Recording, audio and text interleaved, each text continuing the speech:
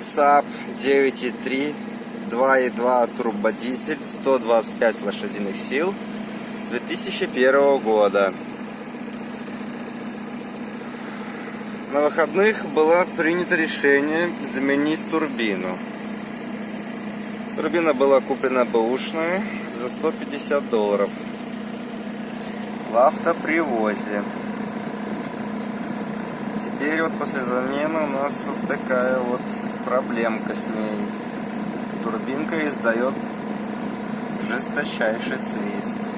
Даже можно услышать в машине.